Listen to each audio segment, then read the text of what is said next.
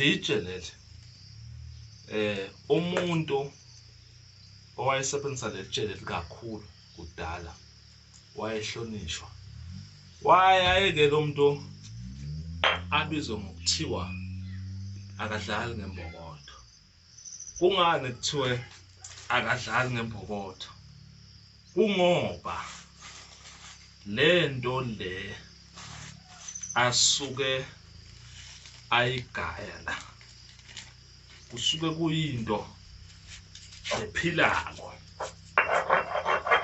kusuke kuyinto lephilako okusuke kwaziwa kahle vele ukuthi hayi makakushaye ngale nto le awudabuli, kube sekuthiwa hayi ugogo walapha noma likhehle laleya ndawo alidlali ngembokodo liyagaya.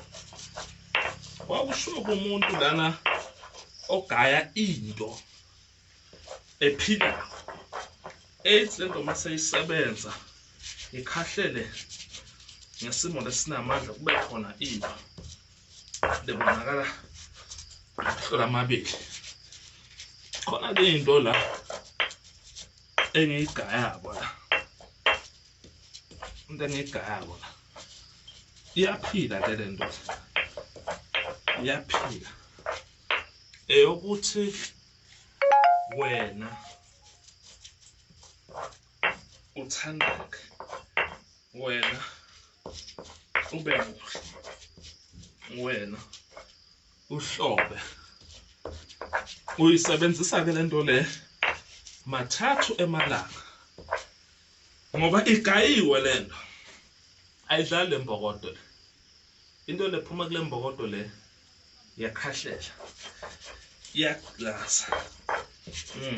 Mathathu nje emalanga impilo yakho iyashintsha, kuba khona into oyibonayo esimeni sokuthandeka, esimeni sokuthandwa abantu, esimeni sokuthandeka kumuntu, esimeni nje sokuthi wena uhlobe. Lento ke lena iklina ngisho isikhumba, imbala senza isikhumba sihlobe sesiqhwa ekugcineni kosuku.